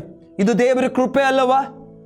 ದೇವರು ಅವನಿಗೆ ಬೇಕಾದಂಥ ಎಲ್ಲ ಸಹಾಯನ ಒದಗಿಸಿಕೊಡ್ತಾರೆ, ಜ್ಞಾನ ಕೊಡ್ತಾರೆ, ಬಲವನ್ನು ಕೊಡ್ತಾರೆ, ಯುದ್ಧದಲ್ಲಿ ವಿನ್ ಆಗುವಂಥ ಕೃಪೆಯನ್ನು ಕೊಡ್ತಾರೆ. ಇದೆಲ್ಲ ಏನಂತ ಹೊಂದಿಕೊಂಡಂಥ ಸೌಲ 1 ಸಾಮುವೇಲ ಬರೆದ ಪುಸ್ತಕ 15ನೇ ಅಧ್ಯಾಯದಲ್ಲಿ ಬರುವಾಗ ದೇವರು ಹೇಳ್ತಾರೆ, ನೋಡಿ, ಇಸ್ರಾಯೇಲರು ಐಗುಪ್ತ ದೇಶದಿಂದ ಎಲ್ಲಿಗೆ ಬರುವಾಗ, ಕಾನಾನ್ ದೇಶ, ಹಾಲು ಜೇನು ಹರಿಯುವಂಥ ಕಾನಾನ್ ದೇಶಕ್ಕೆ ಬರುವಾಗ ನನ್ನ ಜನರಿಗೆ, ನನ್ನ ಮಕ್ಕಳಿಗೆ ಅವ್ರು ಏನು ಮಾಡಿದ್ರು? ವಿರೋಧವಾಗಿ ಮಾಡಿದ್ರು, ಅಡ್ಡಿಪಡಿಸಿದ್ರು. ಅವ್ರು ಹೋಗದಂಗೆ ತಡೆದ್ರು ಅವರನ್ನು. ಆದ ಕಾರಣ ಸಾಮುವೇಲನೇ, ಏನಂತ ಹೇಳಿದ್ರೆ ಸೌಲನಿಗೆ ಹೇಳು, ಅವ್ರಿಗೆ ಹೋಗಿ ಯುದ್ಧ ಮಾಡಿ ಅವ್ರದ್ದು ಎಲ್ಲ ಯಾವುದು ಬೇಡ, ನಮಗೆ ನಾಶ ಮಾಡಿ ಬಾ ಅಂತೇಳಿ. ಸಾಮುವೇಲ್ ಬಂದು ಸೌಲನಿಗೆ ಹೇಳ್ತಾನೆ, ಸೌಲನೇ ಕೇಳು, ಇಸ್ರಾಯೇಲ ದೇವರಾದ ಯೆಹೋವನು ನಿನ್ನ ಅಭಿಷೇಕ ಮಾಡಿದನು. ಎಸ್, ಆ ದೇವರು ಹೇಳುವುದು ಏನಂತಾರೆ, ನೀನೀಗ ಹೋಗಿ ಅಮಾಲಿಕರನ್ನೆಲ್ಲವನ್ನು ನಾಶ ಮಾಡ್ಕೊಂಬ, ಯಾವುದನ್ನು ತೆಗೆದುಕೊಂಡು ಬರಬಾರ್ದ, ಎಲ್ಲವನ್ನು ಕನಿಕರವಿಲ್ಲದೆ ಎಲ್ಲವನ್ನು ಹಾಳು ಮಾಡ್ಕೊಂಬ ಅಂತೇಳಿ. ಸೌಲ ದೇವರಿಗೆ ಯಜ್ಞಕ್ಕೆ ಬೇಕಂತೇಳಿ ಒಳ್ಳೆ ಕೊಬ್ಬಿದ ಕುರಿಗಳನ್ನು, ಕೊಬ್ಬಿದ ಹಸುಗಳನ್ನು ತೆಗೆದುಕೊಂಡು ಬರ್ತಾ ಇದ್ದಾನೆ. ಸಾಮುವೇಲ್ ಬಂದಕ್ಕೆ ದೇವರು ಹೇಳ್ತಾರೆ, ಅಯ್ಯೋ ನಾ ಸೌಲನನ್ನು ನಾನು ಅರಸನಾಗಿದ್ದಕ್ಕೆ ನಂಗೆ ಬೇಜಾರಾಯ್ತು, ನಂಗೆ ಮನಸ್ಸು ನೋವಾಗ್ತಿದೆ. ಸಾಮುವೇಲಿಗೆ ದೇವರು ಹೇಳ್ತಾನೆ, ನನ್ನ ಮನಸ್ಸು ನೋವಾಗಿದೆ ಅವನು ಆರಿಸಿಕೊಂಡಿದ್ದಕ್ಕೆ, ಯಾವುದಕ್ಕೂ ಯೋಗ್ಯತೆ ಇಲ್ಲದಂಥ ಈ ವ್ಯಕ್ತಿಯನ್ನು ನಾನು ಆರಿಸಿಕೊಂಡೆ ಅರಸನಾಗಿ. ಆದರೆ ಇವತ್ತು ಆತ ನನ್ನ ಮಾತನ್ನು ಅವಿದ್ಯನಾಗಿ, ನನ್ನ ಮಾತಿಗೆ ವಿರೋಧವಾಗಿ ಹೋಗ್ತಾ ಇದ್ದಾನೆ. ನೀನು ಎಷ್ಟೋ ಮೇಲೆ ಸ್ಥಾನದಲ್ಲಿ ಇರ್ಬೋದು, ಆದರೆ ದೇವರು ಮಾಡಿದ ಉಪಕಾರಗಳನ್ನ ಮಾತ್ರ ನೀನು ಮರೆಯಬಾರದು. ದೇವರ ವಾಕ್ಯ ಹೇಳ್ತತೆ, ದಾವೀದನ ಕೀರ್ತನೆ ಬರೆದ ಪುಸ್ತಕ 103ನೇ ಅಧ್ಯಾಯದಲ್ಲಿ ಆತನು ಹೇಳ್ತಾನೆ, ನನ್ನ ಮನವೇ ಯೆಹೋವನ ಕೊಂಡಾಡು, ನನ್ನ ಸರ್ವೇದ್ಯಗಳು ಆತನ ಪವಿತ್ರವಾದ ನಾಮವನ್ನು ಕೀರ್ತಿಸಲಿ. ನನ್ನ ಮನವೇ ಯೆಹೋವನ ಕೊಂಡಾಡು, ಆತನು ಮಾಡಿದ ಉಪಕಾರಗಳಲ್ಲಿ ಒಂದನ್ನು ಮರೆಯಬೇಡ. ಎಂತ ಒಳ್ಳೆ ಭಕ್ತನಲ್ವ. ಆತನು ಹೇಳ್ತಾನೆ, ನನ್ನ ಮನವೇ, ನನ್ನ ಸರ್ವೇಂದ್ರಿಯಗಳೇ, ನೀವು ಕರ್ತನು ಮಾಡಿದ ಉಪಕಾರಗಳನ್ನು ಮರೆಯಬೇಡ್ರಿ. ನನ್ನ ಮನವೇ, ನೀನು ಮರೆಯಬೇಡ. ನನ್ನ ನೋಡುವಂಥ, ವೀಕ್ಷಿಸುವಂಥ ದೇವಜನರೇ, ಯಾರೆಲ್ಲ ನಿಮಗೆ ಸಹಾಯ ಮಾಡಿದರು, ಈಗ ನಿನಗೆಲ್ಲ ಇರ್ಬೋದು, ಅಂತಸ್ತಿಗೆ ಇರ್ಬೋದು, ಶ್ರೀತನ ಇರ್ಬೋದು, ಒಳ್ಳೆ ಕುಟುಂಬದಸ್ಥರು ನೀವು ಆಗಿರ್ಬೋದು, ಒಳ್ಳೆ ಒಂದು ಸ್ಥಾನಕ್ಕೆ ದೇವರು ನಿಮ್ಮ ತೆಗೆದುಕೊಂಡು ಬಂದಿರ್ಬೋದು. ಆದರೆ ನಾನು ಹೇಳ್ತಾ ಇದ್ದೇನೆ, ನಿಮ್ಮನ್ನು ನೋಡಿ, ನಿಮಗೆ ಹಸುವಾದಾಗ ಅನ್ನ ನೀಡಿದವರನ್ನು, ನಿಮಗೆ ಅಗತ್ಯ ಇರುವಾಗ ಸಹಾಯ ಮಾಡಿದವರನ್ನು ಯಾವತ್ತೂ ಮರೆಯಬೇಡ್ರಿ. ಒಂದು ಲೌಕಿಕ ಜನರಾಗಿರ್ಬೋದು ಅಥವಾ ಆತ್ಮಿಕ ತಂದೆ ಆಗಿರ್ಬೋದು, ನಿಮಗೆ ಯಾವತ್ತೂ ಮರೆಯಬಾರ್ದು. ಅನ್ನ ಹಾಕಿದವರನ್ನು, ಆತ್ಮಿಕ ಆಹಾರ ಕೊಟ್ಟಂಥವರನ್ನು, ನೀನು ಎಷ್ಟೇ ಮೇಲೆ ಸ್ಥಾನಕ್ಕೆ ಹೋಗಿರ್ಬೋದು, ಎಂಥ ಪೊಸಿಷನ್, ಎಂಥ ಪೋಸ್ಟ್ ನಿನ್ನ ಹತ್ರ ಇರ್ಬೋದು, ಆದರೆ ನಿನಗೆ ಮಾಡಿದಂಥ ಉಪಕಾರಗಳನ್ನ ಯಾವತ್ತೂ ಮರೆಯಬಾರ್ದು. ದಾವೀದ ಅದನ್ನೇ ಹೇಳ್ತಿದ್ದಾನೆ, ನನ್ನ ಮನವೇ, ನನ್ನ ಸರ್ವೇಂದ್ರಿಯಗಳೇ, ಕರ್ತನ ಮಾಡಿದ ಉಪಕಾರಗಳನ್ನ ಏನು ಮಾಡಬೇಡ್ರಿ, ಮರೆಯಬೇಡ್ರಿ. ಒಂದನ್ನು ಮರೆಯಬೇಡ, ಒಂದನ್ನು ಸಹ ಮರಿಬೇಡ ಅಷ್ಟೇ ಮಾತ್ರ ಅಲ್ಲ, ಒಂದನ್ನೂ ಮರೆಯಬೇಡ. ಸೌಲ ದಾವೀದ ಏನು ಸಾಮುವೇಲ ಬಂದು ಕೇಳ್ತಿದ್ದಾನೆ, ಇದೇ ನೀನು ಮಾಡಿದ್ದು. 22ನೇ ವಚನದಲ್ಲಿ ದೇವರ ವಾಕ್ಯ ಹೇಳ್ತತೆ, ಆತನು ಹೇಳ್ತಾನೆ, ನಾ ದೇವರಿಗೋಸ್ಕರ ತಗೊಂಬಂದೆ. ಅದಕ್ಕೆ ಸಾಮುವೇಲ ಹೇಳ್ತಾನೆ, ಏನಯ್ಯ ನೀನು ಮಾಡಿದ್ದು, ಏನು ನೀನು ಮಾಡಿದ್ದು? ದೇವರಿಗೆ ಅದು ಬೇಡ, ದೇವರಿಗೆ ಯಜ್ಞ ಬೇಡ, ದೇವರಿಗೆ ಹೋಮ ಬೇಡ, ದೇವರಿಗೆ ಏನು ಬೇಕು ಅಂತ ನಮ್ಮ ಮಾತು ಕೇಳೋರು ಬೇಕು ದೇವರಿಗೆ. ಇವತ್ತು ನೀನು ಸ್ಥಾನಮಾನದ ನೇಮಿತವಾಗಿ ದೇವರ ಮಾತನ್ನು ಅವಿದ್ಯನಾಗಿ ಹೋಗಬೇಡ, ನಿನ್ನ ಜೀವಿತವು ಕೆಳಗೆ ಬರ್ತದೆ. ಸೌಲನು ಅವಿದ್ಯನಾದ ಕಾರಣ, ಸೌಲನು ದೇವರ ಮಾತನ್ನು ತಳ್ಳಿಬಿಟ್ಟ ಕಾರಣ, ಸೌಲನ ಜೀವಿತದಲ್ಲಿ ಅವನು ಏನೇ ಮಾಡಲಿಕ್ಕೆ ಹೋದ್ರೂ ಸಹ ಅಲ್ಲಿ ದೇವರಿರಲಿಲ್ಲ. ಚರಿತ್ರೆಗಾರರು ಹೀಗೆ ಹೇಳ್ತಾರೆ, ಸೌಲನು 40 ವರ್ಷ ಅರಸನಾಗಿ ಆಳ್ವಿಕೆ ಮಾಡಿದ. ಆ 40 ವರ್ಷದಲ್ಲಿ ದಾವೀದ ಸಹ 40 ವರ್ಷನೇ ಆಳ್ವಿಕೆ ಮಾಡಿದ್ದು. ಹಾಗೆ ಏನಂತ ಹೇಳಿದ್ರೆ ದಾವೀದನ ಮಗ ಸೊಲೊಮನ್ ಸಹ 40 ವರ್ಷ ಆಳ್ವಿಕೆ ಮಾಡಿದ್ದು. ಈ ಸೌಲನ್ 40 ವರ್ಷ ಆಳ್ವಿಕೆ ಮಾಡಿದಲ್ಲ, ಆ 40 ವರ್ಷದಲ್ಲಿ ಚರಿತ್ರೆಗಾರರು ಹೇಳ್ತಾನೆ, ಅವನು 3.5 ವರ್ಷ ಮಾತ್ರ ಏನಂತ ಹೇಳಿದ್ರೆ ದೇವರ ಚಿತ್ತಾನುಸಾರ ದೇವರು ಅವನ ಅರಸುತನದಲ್ಲಿ ಇದ್ರು. ಎಷ್ಟು ವರ್ಷ? 3.5 ವರ್ಷ ಮಾತ್ರ. ನೀವು ಕೇಳ್ಬೋದು, ಅಲ್ಲಪ್ಪ ಅಷ್ಟು ಹಾಗಾದ್ರೆ ಮತ್ತೆ ಸೌಲನು ತನ್ನ ಏನಂತ ಹೇಳಿದ್ರೆ ಎಲ್ಲ ವಿನ್ ಆಗ್ತಾ ಇರ್ತಾನಲ್ಲ, ಹೇಗೆ ವಿನ್ ಆಗ್ತಾ ಇರ್ತಾನೆ ಗೊತ್ತುಂಟಾ? ಆ ವಿನ್ ಆಗುವಂಥ ಪಾಳೆಯಲ್ಲಿ, ಆ ವಿನ್ ಆಗುವಂಥ ರಾಜ್ಯದಲ್ಲಿ ಯಾರು ವಾಸ ಮಾಡ್ತಿದ್ರು ಅಂತ ಹೇಳಿದ್ರೆ, ಆ ಸೈನ್ಯದಲ್ಲಿ ಕರೆದುಕೊಂಡು ಯಾರು ಹೋಗ್ತಾ ಇದ್ದಂತ ಇದೆ? ನೀತಿವಂತನಾದ ದಾವೀದ ಕರೆದುಕೊಂಡು ಹೋಗ್ತಾ ಇದ್ದ. ನೀತಿವಂತನ ಎಲ್ಲಿರ್ತಾನೋ ಅಲ್ಲಿ ಆಶೀರ್ವಾದ ಇರ್ತತೆ. ಅವನ ಯಜಮಾನ ಅವಿದ್ಯನೇ ಆಗಿದ್ದ, ಅವನ ಯಜಮಾನ ತಳ್ಳಲ್ಪಟ್ಟಿದ್ದ. ಆದ್ರೆ ದೇವರು ದಾವೀದನ ಮೂಲಕವಾಗಿ ಆ ದೇಶವನ್ನು ಬ್ಲೆಸ್ ಮಾಡ್ತಾ ಇದ್ರು. ಯಾವಾಗ ದಾವೀದನನ್ನು ಸೌಲನ್ನು ಬಿಟ್ಟು ಹೋಗ್ತಾನೆ, ಆವಾಗ ಸೌಲನಿಗೆ ಏನಾಗ್ತದೆ? ಕಷ್ಟ ಬರ್ಲಿಕ್ಕೆ ಸ್ಟಾರ್ಟ್ ಆಯಿತು, ಉಪದ್ರ ಬರ್ಲಿಕ್ಕೆ ಸ್ಟಾರ್ಟ್ ಆಯಿತು, ಶತ್ರುಗಳಿಂದ ಭಯ ಸ್ಟಾರ್ಟ್ ಆಯಿತು, ಯುದ್ಧದಲ್ಲಿ ಸೋಲಿಕ್ಕೆ ಆರಂಭ ಮಾಡಿದ, ಜನರು ಚದರಿ ಹೋಗ್ಲಿಕ್ಕೆ ಸ್ಟಾರ್ಟ್ ಮಾಡಿದ್ರು, ಪಟ್ಟಣವನ್ನೇ ಪ್ರಾಂತ್ಯವನ್ನೇ ಶತ್ರು ವಶ ಮಾಡ್ಕೊಳ್ಳಿಕ್ಕೆ ಆರಂಭ ಮಾಡಿದ. ಯಾವಾಗ ದಾವೀದನು ಸೌಲನ್ನು ಬಿಟ್ಟು ಹೋಗ್ತಾನೋ, ದೇವರ ಅಲ್ಲಿ ಇರಲಿಲ್ಲ, ಆ ಪ್ರಾಂತ್ಯದಲ್ಲಿ ದೇವರು ಇರಲಿಲ್ಲ. ಸೌಲ ನೆನೆಸ್ತಾ ಇದ್ದ, ದೇವರಿಲ್ಲದಿದ್ರೇನು, ನಾನು ಅರಸನು, ನಾನೇನು ಬೇಕಾದ್ರೂ ಮಾಡಬಲ್ಲೆ, ನಾನು ಹೇಗೆ ಬೇಕಾದರೂ ಜೀವಿಸಬಲ್ಲೆ. ಹಲ್ಲೆಲೂಯಾ. ಆದರೆ ಒಂದು ವಿಷಯ ದೇವಚನರೇ, ಒಂದು ವಿಷಯ, ನೀನು ಎಷ್ಟೇ ಸ್ಥಾನದಲ್ಲಿ, ಯಾವುದೇ ಸ್ಥಾನದ ಯಾವುದೋ ಪೊಸಿಷನಲ್ಲಿ ಇರ್ಬೋದು, ಆದರೆ ಕರ್ತನು ಮಾಡಿದ ಉಪಕಾರಗಳನ್ನ ಯಾವತ್ತೂ ಮರಿಬೇಡ. ನಾನು ಒಂದು ವಿಷಯ ಹೇಳ್ತೇನೆ ದೇವಜನರೇ, ದೇವರನ್ನು ಬಿಟ್ಟು ನಾವೇನನ್ನೂ ಮಾಡಲಿಕ್ಕಾಗೋದಿಲ್ಲ. ನಮ್ಮ ಜೀವಿತ ಏನೇ ನಾವು ಮಾಡಿಕೊಳ್ತಾ ಇದ್ದೇವೆ ಅಂತ ಹೇಳಿದ್ರು, ಇಲ್ಲಿ ದೇವರ ವಾಕ್ಯ ಹೇಳ್ತದೆ, ಇಲ್ಲಿ ಪಟ್ಟಣ ಕಟ್ಟಿಕೊಳ್ತಾ ಸೌಲನನ್ನು ದೇವರು ತಳ್ಳಿ ಬಿಟ್ಬಿಟ್ರು, ನೀನು ಅಯೋಗ್ಯನಂತೇಳಿ. 3.5 ವರ್ಷ 40 ವರ್ಷ ಸೇವೆ ಮಾಡಿದ, 40 ವರ್ಷ ಅರಸತನ ಮಾಡಿದಂಥ ವ್ಯಕ್ತಿ, ಅದ್ರ ಚರಿತ್ರೆಗಾರರು ಹೇಳ್ತಾರೆ 3.5 ವರ್ಷ ಮಾತ್ರ ದೇವರ ಅವತನ ಸಂಗಡ ಇದ್ರು. ಬಾಕಿದು ಏನಂತ ಹೇಳಿದ್ರೆ ದೇವ್ರ ವಾಕ್ಯ ಹೇಳ್ತದೆ 36.5 ವರ್ಷ ದೇವರು ಇಲ್ಲದೆ ಅರಸತನ ಮಾಡಿದ್ದಾನೆ. ದೇವರಿಲ್ಲದೆ ನೀ ಮದುವೆ ಮಾಡ್ಕೊಳ್ಳಿಕ್ಕಾಗುದಿಲ್ಲ, ಆಗ್ತತೆ. ದೇವರಿಲ್ಲದೆ ಮನೆ ಕಟ್ಟಲಿಕ್ಕಾಗುದಿಲ್ಲ, ಸಾಲ ಮಾಡಿ ಆಗ್ತತೆ. ದೇವರಿಲ್ಲದೆ ಗಾಡಿ ತಗೊಂಬರ್ಲಿಕ್ಕಾಗುದಿಲ್ಲ, ಆಗ್ತತೆ. ದೇವರಿಲ್ಲದೆ ಸೇವೆ ಆರಂಭ ಮಾಡ್ಲಿಕ್ಕಾಗುದಿಲ್ಲ, ಆಗ್ತತೆ. ದೇವರಿಲ್ಲದೆ ಬಿಸ್ನೆಸ್ ಆರಂಭ ಮಾಡ್ಲಿಕ್ಕಾಗುದಿಲ್ಲ, ಖಂಡಿತವಾಗಿ ಆಗ್ತತೆ. ಆದ್ರೆ ಅದ್ರಲ್ಲಿ ನಿಂಗೆ ಸಮಾಧಾನ ಸಿಗುವುದಿಲ್ಲ. ನೀ ಕಟ್ಟಿಕೊಂಡಂದ ಹೆಂಡತಿ, ನೀ ಕಟ್ಟಿಕೊಂಡ ಗಂಡತನ ಮೂಲಕವಾಗಿ ನಿನಗೆ ಸಮಾಧಾನ ಉಂಟಾಗುವುದಿಲ್ಲ. ನೀ ಕೈ ಹಾಕಿದ ಬಿಸ್ನೆಸ್ ಈಗ ಅಭಿವೃದ್ಧಿ ಈಗ ಬ್ಲೆಸ್ಸಿಂಗ್ ಇರ್ಬೋದು ನಿನಗೆ, ಆದ್ರೆ ಅದು ಕೊನೆಯವರೆಗೆ ನಿಲ್ಲುವುದಿಲ್ಲ. ದೇವರು ಇಲ್ಲದಂತ ಬ್ಲೆಸ್ಸಿಂಗ್ ಬೇಡ ಸಹೋದರ ಸಹೋದರಿಯೇ. ದೇವರು ಇಲ್ಲದಂತ ಯಾವ ಹುಡುಗ ಹುಡುಗಿ ಬೇಡ ನಮಗೆ. ದೇವರು ಇಲ್ಲದಂತ ಸೇವೆ ಬೇಡ ನಮಗೆ. ದೇವರಿಲ್ಲದಂತ ಸ್ಟೇಜ್ ಬೇಡ ನಮಗೆ. ದೇವರಿಲ್ಲದಂತ ಹೆಸರು ಬೇಡ ನಮಗೆ. ಯಾವಾಗ ನೀವು ದೇವರ ಸಂಗಡ ಇರ್ತೀಯೋ, ಯಾವಾಗ ದೇವರು ನಿನ್ನ ಸಂಗಡ ಇರ್ತಾನೋ, ನಾನು ಹೇಳ್ತಾ ಇದ್ದೇನೆ, ಯಾವ ಪೊಸಿಷನ್ ನಿನಗಿಲ್ದೇ ಇರ್ಬೋದು, ಯಾವ ಸ್ಥಾನಮಾನ ನಿನಗಿಲ್ದೇ ಇರ್ಬೋದು, ಎಂಥ ಸ್ಥಿತಿಯೇ ನಿನ್ನದು ಇರ್ಬೋದು, ಆದ್ರೆ ದೇವರು ನಿನ್ನ ಸಂಗಡ ಇರುವುದಾದ್ರೆ ದೇವಜನರೇ, ದೇವರು ನೀನು ಇರುವಂಥ ಸ್ಥಳದಿಂದನೇ ಒಂದು ಹಂತದಿಂದ ಇನ್ನೊಂದು ಹಂತಕ್ಕೆ ದೇವರು ನಮ್ಮನ್ನು ಕೊಂಡು ಬರ್ತಾರೆ. ದೇವರ ವಾಕ್ಯ ಹೇಳ್ತದೆ, ನೀತಿವಂತ ದೇವರ ಸಂಗಡ ಇದ್ದು ದೇವರ ವಾಕ್ಯ ಅನುಸಾರವಾಗಿ ಜೀವಿಸುವಂತ ಯೋಷಪ್ಪನ ಜೀವಿತ ಎಲ್ಲಿತ್ತು ಗೊತ್ತುಂಟ? ಆತನ ದೇವರ ವಾಕ್ಯ ಹೇಳ್ತದೆ, ಅರಮನೆಯಲ್ಲಿ ಕೆಲಸ ಮಾಡ್ತಾ ಇದ್ದ. ಯಾರು? ಪೊಟಿಫರನ ಮನೆಯಲ್ಲಿ ಆತನ ಕೆಲಸ ಮಾಡುವಾಗ ದೇವರ ಆತನ ಸಂಗಡ ಇದ್ರು. ಆತನ ಬ್ಲೆಸ್ ದೇವರ ವಾಕ್ಯ ಹೇಳ್ತದೆ, ಪೊಟಿಫರನು 39ನೇ ಅಧ್ಯಾಯದ ಓದುವಾಗ, ಆದಿಕಾಂಡ ಬರೆದ ಪುಸ್ತಕ 39ನೇ ಅಧ್ಯಾಯ ಓದುವಾಗ ದೇವರ ವಾಕ್ಯ ಹೇಳ್ತದೆ, ಪೊಟಿಫರು ನೀವು ಮಾಡುವಂತ ಎಲ್ಲಾ ಕೆಲಸ ಗಮನಿಸ್ತಾ ಇರ್ತಾನೆ. ಆ ಯೋಚಪ್ ಮಾಡುವಂತ ಎಲ್ಲಾ ಕೆಲಸದಲ್ಲಿ ಬ್ಲೆಸ್. ಯಾವಾಗ ಆತನ ಮನೆ ಒಳಗೆ ಬಂದು ಅವತ್ತಿಂದ ಪೊಟಿಫರನ್ನು ಬ್ಲೆಸ್ ಹೊಂದಲಿಕ್ಕೆ ಆರಂಭ ಮಾಡ್ತಾನೆ. ಆಶೀರ್ವಾದ ಮೇಲೆ ಆಶೀರ್ವಾದ, ಆಶೀರ್ವಾದ ಮೇಲೆ ಆಶೀರ್ವಾದ. ಯಾವಾಗ ಯೋಷಪ್ಪ ಸೆರೆಮನೆ ಒಳಗೆ ಹೋಗ್ತಾನ, ದೇವರ ವಾಕ್ಯ ಹೇಳ್ತದೆ ದೇವಚನರೇ, ಸೆರೆಮನೆ ಒಳಗೆ ಹೋಗುವಾಗ ಸಹ ದೇವರ ಆತನನ್ನು ಬಿಟ್ಟು ಬಿಡಲಿಲ್ಲ. ನೀತಿವಂತನು ದೇವರ ವಾಕ್ಯವನ್ನು ಅನುಸರಿಸಿ ನಡೆಯುವಂಥ ವ್ಯಕ್ತಿ ಎಲ್ಲಿರ್ತಾನೋ ಅಲ್ಲಿ ದೇವರಿರ್ತಾರೆ. ಯಾವುದೇ ಹಳ್ಳಿಯಲ್ಲಿ ನೀನು ವಾಸ ಮಾಡ್ತಾ ಇರ್ಬೋದು. ನನ್ನ ವೀಕ್ಷಿಸುವಂಥ ದೇವಜನರೇ, ಪಟ್ಟಣದಲ್ಲಿ ಹೋದ್ರೆ ಮಾತ್ರ ನಾನು ಅಭಿವೃದ್ಧಿ ಹೊಂತಾನೆ, ಪಟ್ಟಣದಲ್ಲಿ ಹೋದ್ರೆ ಮಾತ್ರ ನಾನು ಏನಂತ ಹೇಳಿದ್ರೆ ದೊಡ್ಡವನಾಗಿ ಬೆಳಿತೇನೆ, ಅಲ್ಲಿ ಹೋದ್ರೆ ಮಾತ್ರ ನನಗೆ ಒಳ್ಳೆ ಹೆಸರು ಸಿಗೋದು ಯಾವತ್ತೂ ಎನಿಸ್ಬೇಡ್ರಿ. ದೇವರ ವಾಕ್ಯವನ್ನು ಅನುಸರಿಸಿ ನಡೆಯುವಂಥ ಯಾವುದೇ ಸ್ಥಳ ಆಗಿರ್ಬೋದು, ಆ ಸ್ಥಳದಲ್ಲಿ ದೇವರು ಇರುವುದಾದ್ರೆ ಆ ಸ್ಥಳವನ್ನೇ ದೇವರು ಮಾರ್ಪಡಿಸ್ತಾರೆ.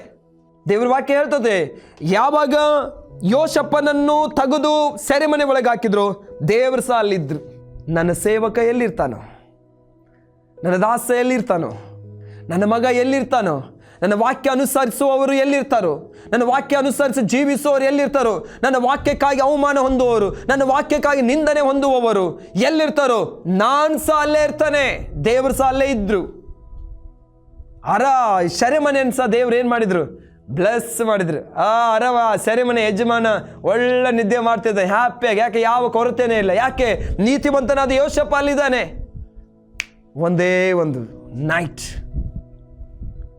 ಒಂದೇ ಒಂದು ರಾತ್ರಿ, ಅದು ಯಾವ ರಾತ್ರಿ ನಿನ್ನ ಜೀವಿತದಲ್ಲಿ ಬದಲಾಯಿಸ್ತಾರೆ ಗೊತ್ತಿಲ್ಲ. ದೇವರ ವಾಕ್ಯ ಅನುಸಾರವಾಗಿ ನೀನು ನಡೆಯುವಾಗ, ದೇವರು ನೀನು ಮಾಡುವಂಥ ಕೆಲಸದಲ್ಲಿ ದೇವರು ಇರುವಾಗ, ನೀನು ಮಾಡುವಂಥ ಸೇವೆಯಲ್ಲಿ ದೇವರು ಇರುವಾಗ, 100 ಜನರು 100 ಮಾತನಾಡ್ತಾ ಇರ್ಬೋದು, ಕಿವಿ ಕೊಡ್ಲಿಕ್ಕೆ ಹೋಗ್ಬೇಡ್ರಿ. ನಿನ್ನ ಮನಸ್ಸಿಗೆ ಆಗಬೇಕು, ದೇವರ ಚಿತ್ತ ಅನುಸಾರವಾಗಿ ನಾನು ಆರಂಭ ಮಾಡಿದ್ದೇನೆ, ದೇವರ ಚಿತ್ತ ಅನುಸಾರವಾಗಿ ನಾನು ಸೇವೆ ಮಾಡ್ತಿದ್ದೇನೆ, ದೇವರ ಚಿತ್ತ ಅನುಸಾರವಾಗಿ ನಾನು ಜೀವಿಸ್ತಾ ಇದ್ದೇನೆ. ಇದು ನಿಂಗೆ ಗೊತ್ತಿದ್ರೆ ಸಾಕು. ದೇವರು ನಿನ್ನ ಸಂಗಡ ಇರುವುದಾದ್ರೆ ನಿನ್ನ ಜೀವಿತವನ್ನು ಬದಲಾಯಿಸ್ತಾರೆ, ನಿನ್ನ ಲೈಫನ್ನು ಚೇಂಜ್ ಮಾಡ್ತಾರೆ, ನಿನ್ನ ಪರಿಸ್ಥಿತಿ ಬದಲು ಮಾಡ್ತಾರೆ ದೇವರು. ದೇವರ ವಾಕ್ಯ ಹೇಳ್ತದೆ ದೇವಚನ್ನರೇ, ಯಹೂದ್ಯರು ಏನಂತ ಇದ್ರೆ ಎಷ್ಟೋ ವರ್ಷಗಳು, ಸಾಧಾರಣ ಹೆಚ್ಚು ಕಡಿಮೆ 70 ವರ್ಷಗಳ ಸೆರೆಯ ಒಳಗೋಗಿ ಅಲ್ಲಿಂದ ಬಂದು ಇಲ್ಲಿ ದೇವರ ಆಲಯ ಕಟ್ಟಿಕೊಳ್ಳ್ರಿ ಅಂತ ಹೇಳಿ ಕೋರೆಷನ ಕಾಲದಲ್ಲಿ ಅರಸನಾದ ಕೋರೆಷನು ಹೇಳ್ತಾನೆ, ನೀವು ಹೋಗಿ ನಿಮ್ಮ ದೇವರ ಆಲಯ ಕಟ್ಟಿಕೊಳ್ಳ್ರಿ ಅಂತ ಹೇಳುವಾಗ ಇವರು ಬರ್ತಾರೆ. ಬಂದು ಏನು ಮಾಡ್ತಾ ಇದ್ದಾರೆ ಅಂತ ಹೇಳಿದ್ರೆ ದೇವರ ಆಲಯ ಕಟ್ಟಲಿಕ್ಕೆ ಆರಂಭ ಮಾಡ್ತಾರೆ. ದೇವರ ಆಲಯ ಕಟ್ಟುವಾಗ ತಡೆಗಳು ಬಂತು. ದೇವರ ಆಲಯ ಕಟ್ಟುವ ತಡೆಗಳು ಬಂತು, ಉಪದ್ರಗಳು ಬಂತು, ಬಿಟ್ಟರು ಇವರು. ಆದರೆ ಇವರು ಏನು ಮಾಡ್ಕೊಳ್ಳಿಕ್ಕೆ ಆರಂಭ ಮಾಡಿದ್ರು? ದೇವರ ಚಿತ್ತ ಬಿಟ್ಟು ತಮ್ಮ ಮನೆಗಳ ಕಟ್ಟಲಿಕ್ಕೆ ಆರಂಭ ಮಾಡಿದ್ರು, ತಮ್ಮ ಗದ್ದೆಗಳನ್ನು ಮಾಡ್ಲಿಕ್ಕೆ, ಹೊಲಗಳನ್ನು ಮಾಡ್ಲಿಕ್ಕೆ, ತೋಟಗಳನ್ನು ಮಾಡ್ಲಿಕ್ಕೆ ಆರಂಭ ಮಾಡಿದ್ರು. ದೇವರ ವಾಕ್ಯ ಹೇಳ್ತತೆ, ಹಲ್ಲೆಲೂಯಾ, ನೀನು ಮಾಡಿಕೊಂಡಂಥ ಆ ದೇವರ ಚಿತ್ತವನ್ನು ಬಿಟ್ಟು, ದೇವರ ಉದ್ದೇಶನ ಬಿಟ್ಟು, ಹಗ್ಗೈ ಬರೆದ ಪುಸ್ತಕದಲ್ಲಿ ಒಂದು ವಾಕ್ಯವನ್ನು ನಾವು ನಿಮಗೋಸ್ಕರ ಓದುತ್ತಾ ಇದ್ದೇನೆ. ಹಗ್ಗೈ ಬರೆದ ಪುಸ್ತಕದಲ್ಲಿ ದೇವರ ವಾಕ್ಯ ಹೇಳ್ತತೆ, ಸೇನಾಧೀಶ್ವರರಾದ ಯೆಹೋವನು ಹೀಗನ್ನುತ್ತಾನೆ. ಓಕೆ, 1ನೇ ಅಧ್ಯಾಯ, ಹಗ್ಗಾಯ ಬರೆದ ಪುಸ್ತಕ 1ನೇ ಅಧ್ಯಾಯ 2ನೇ ವಚನ. ಸೇನಾಧೀಶ್ವರ ಯೆಹೋವನು ಈತನ್ನುತ್ತಾನೆ, ಯೆಹೋವನ ಆಲಯ ಕಟ್ಟುವುದಕ್ಕೆ ಸಮಯ ಇನ್ನೂ ಬಂದಿಲ್ಲ ಎಂದು ಈ ಜನರು ಅಂದುಕೊಳ್ಳುತ್ತಾರಲ್ಲ. ಯೆಹೋವನ ಪ್ರವಾದಿಯಾದ ಹಗ್ಗಾಯನ ಮೂಲಕವಾಗಿ ಈ ವಾಕ್ಯವನ್ನು ಹೇಳಿಸಿದನು. ಈ ಆಲಯವು ಹಾಳು ಬಿದ್ದಿದೆಯಲ್ಲ, ನೀವು ಒಳಗೋಡೆಗಳನ್ನೆಲ್ಲ ಹಲಿಗೆಗಳನ್ನು ಹೊಂದಿಸಿಕೊಂಡು ಸ್ವಂತ ಮನೆಗಳಲ್ಲಿ ವಾಸಿಸುವುದಕ್ಕೆ ಈ ಸಮಯವು ತಕ್ಕದ್ದು. ಅವ್ರೇನಂತೇಳಿ, ದೇವರ ಆಲಯ ಹಾಳಾಗಿದೆ, ಅವ್ರ ಮನೆಗಳನ್ನು ಕಟ್ಟಿಕೋತಾರೆ, ತೋಟಗಳನ್ನು ಮಾಡಿಕೋತಾರೆ. ವಿಶೇಷವಾಗಿ ಹೇಳ್ತಾನೆ ಕೇಳ್ರಿ ದೇವಜನರೇ. ಓಕೆ, 9ನೇ ವಚನ, ನೀವು ಬಹು ಬೆಳೆಯನ್ನು ನಿರೀಕ್ಷಿಸಿದ್ದೀರಿ, ಆಹಾ ಸ್ವಲ್ಪ ಮಾತ್ರವೇ ಸಿಕ್ಕಿತ್ತು. ನೀವು ಮನೆಗೆ ತಂದುಕೊಂಡು ಬಂದಾಗ ನಾನು ಅದರ ಮೇಲೆ ಉಸಿರು ಬಿಟ್ಟೇನು. ಸೇನಾಧೀಶ್ವರ ಯೆಹೋವನು ಯೆಹೋವನು ಈತನ್ನುತ್ತಾನೆ, ಇದಕ್ಕೆಲ್ಲ ಕಾರಣವೇ ನನ್ನ ಆಲಯವು ಹಾಳಾಗಿ ಬಿಟ್ಟಿದೆ. ನಿಮ್ಮಲ್ಲಿ ಪ್ರತಿಯೊಬ್ಬರು ತನ್ನ ಮನೆಗಳ ಕೆಲಸಕ್ಕೆ ತವಕ ಪಡುತ್ತಿದ್ದಾನೆ. ಇದೇ ಕಾರಣ. ಯಾವ ಕಾರಣ? ನಿಮ್ಮ ಕೆಲಸಕ್ಕಾಗಿ ನೀವು ಪ್ರಯಾಸ ಪಡ್ತಾ ಇದ್ದೀರಿ. ನನ್ನ ಹೆಸರಿಗೋಸ್ಕರ, ನನ್ನ ಕುಟುಂಬಗೋಸ್ಕರ, ನನ್ನ ಹೆಂಡತಿಗೋಸ್ಕರ, ನನ್ನ ಮಕ್ಕಳಿಗೋಸ್ಕರ ನಾನೇ ಮೇಲೆ ಬರಬೇಕು, ನಂದೇ ಆಗಬೇಕು, ನಂದೇ ರಾಜ್ಯ ನಡಿಬೇಕು. ಅಯ್ಯ, ದೇವರಿಲ್ಲದೆ ನೀನು ಏನೇ ಮಾಡಿದ ಸಹ ನಿಂದ ನಡೆಯುವುದಿಲ್ಲ. ನೀನು ಏನೇ ಮಾಡಿದ ಸಹ ದೇವರ ರಾಜ್ಯಕ್ಕಾಗಿ, ನೀತಿಗಾಗಿ ಮಾಡಬೇಕು. ಏನೇ ಮಾಡಿದ ಸಹ ನೀನು ದೇವರ ಸನ್ನಿಧಾನ ತಗ್ಗಿಸ್ಕೊಂಡು ಮಾಡಬೇಕು. ಇದು ನನ್ನದಲ್ಲ, ನನ್ನ ಹೆಂಡತಿಗೆ ಸಿಗುವುದಲ್ಲ, ಇದು ನನ್ನ ಗಂಡಗೆ ಸಿಗುವುದಲ್ಲ, ಎಲ್ಲ ನಾಶವಾಗಲಿ. ನಾನು ಮಾತ್ರ ಅನೇಕ ಜನಗಳು ಇವತ್ತು ಅದನ್ನೇ ಎನಿಸ್ತಾರೆ. ಏನೇ ಆಗಲಿ ನಾನು ಚೆನ್ನಾಗಿರ್ಬೇಕು, ನನ್ನ ಹೆಂಡತಿ ಚೆನ್ನಾಗಿರ್ಬೇಕು, ನನ್ನ ಮಕ್ಕಳು ಚೆನ್ನಾಗಿರ್ಬೇಕು, ನನ್ನ ಗಂಡ ಚೆನ್ನಾಗಿರ್ಬೇಕು, ನಾ ಮಾಡೋದು ಕೆಲಸ ಚೆನ್ನಾಗಿರ್ಬೇಕು, ನನ್ನ ಕುಟುಂಬ ಚೆನ್ನಾಗಿರ್ಬೇಕು, ನನ್ನ ಸೇವೆ ಚೆನ್ನಾಗಿರ್ಬೇಕು. ಪಕ್ಕದವನ ಸೇವೆ ಹಾಳಾದ್ರೂ ಚಿಂತೆ ಇಲ್ಲ, ಪಕ್ಕದವನ ಮನೆ ಹಾಳಾದ್ರೂ ಚಿಂತೆ ಇಲ್ಲ, ಪಕ್ಕದವನ ಬಿಸ್ನೆಸ್ ಹಾಳಾದ್ರೂ ಚಿಂತೆ ಇಲ್ಲ. ಅಯ್ಯ, ಅದಕ್ಕೋಸ್ಕರ ನೀನು ನನ್ನನ್ನು ಕರೀಲಿಲ್ಲ. ದೇವರು ನಿನ್ನ ನನ್ನನ್ನು ಕರೆದಿದ್ದು ಯಾವುದಕ್ಕೋಸ್ಕರ? ಉದ್ದೇಶಕ್ಕೋಸ್ಕರ. ಗೊತ್ತುಂಟ? ಇತರರಿಗೋಸ್ಕರ ಪ್ರಯಾಸ ಪಡಲಿಕ್ಕೆ, ಇತರರಿಗೋಸ್ಕರ ಕಣ್ಣೀರು ಸುರಿಸಲಿಕ್ಕೆ, ಇತರರ ರಕ್ಷಣೆ ತೊಗೊಂಬರ್ಲಿಕ್ಕೋಸ್ಕರ ದೇವರು ನಮ್ಮನ್ನು ಕರೆದಿದ್ದಾರೆ. ಹಣ ಮಾಡಲಿಕ್ಕೋಸ್ಕರ ಅಲ್ಲ, ಆಸ್ತಿ ಮಾಡಲಿಕ್ಕೋಸ್ಕರ ಅಲ್ಲ, ಅಂತಸ್ತು ಮಾಡಲಿಕ್ಕೋಸ್ಕರ ಅಲ್ಲ, ನಮ್ಮ ಚಿತ್ತ ನಮ್ಮ ಉದ್ದೇಶ ಮಾಡಲಿಕ್ಕೋಸ್ಕರ ಅಲ್ಲ. ದೇವರು ನಮಗೆ ಕರೆದಂಥ ಒಂದು ಉದ್ದೇಶ ಇದೆ. ಪ್ರಿಯ ದೇವಜನರೇ, ದೇವರನ್ನು ಬಿಟ್ಟು ಬಿಡಬೇಡ್ರಿ. ದೇವರು ಬಿಟ್ಟು ಬಿಟ್ಟರ ಪರಿಸ್ಥಿತಿ ನಾವು ನೋಡ್ತಾ ಇದ್ದೇವೆ. ಅವರು ದೇವ್ರ ವಾಕ್ಯ ಹೇಳ್ತತೆ, ಅದಕ್ಕೆ 10ನೇ ವಚನ ಹೀಗೆ ಹೇಳ್ತತೆ.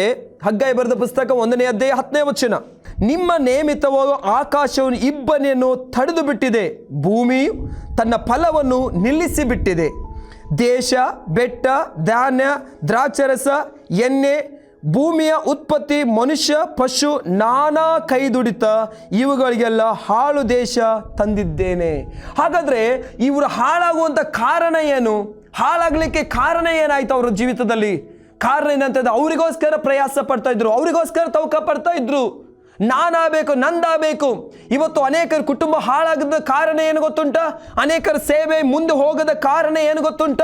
ಅನೇಕರ ಕುಟುಂಬ ಆಶೀರ್ವಾದವಿಲ್ಲ, ಸಮಾಧಾನ ಇಲ್ಲ. ಏನು ಕಾರಣ ಗೊತ್ತುಂಟ? ಅನೇಕರ ಬಿಸ್ನೆಸ್ ಮೇಲೆ ಬರ್ತಾ ಇದ್ದ ಕಾರಣ ಏನು ಗೊತ್ತುಂಟ? ಆ ಬಿಸ್ನೆಸ್ ಅಲ್ಲಿ ದೇವರಿಲ್ಲ, ಆ ಸೇವೆಯಲ್ಲಿ ದೇವರಿಲ್ಲ, ಆ ಕುಟುಂಬದಲ್ಲಿ ದೇವರಿಲ್ಲದ ಕಾರಣ. ನೀವು ದೇವ್ರ ವಾಕ್ಯ, ನನ್ನನ್ನು ಬಿಟ್ಟು ನೀವು ಏನನ್ನು ಮಾಡಲಾರಿರಿ. ದೇವಜನರೇ, ಈ ಲೋಕದಲ್ಲಿ ದೇವರನ್ನು ಬಿಟ್ಟು ನಮಗೇನಿದೆ?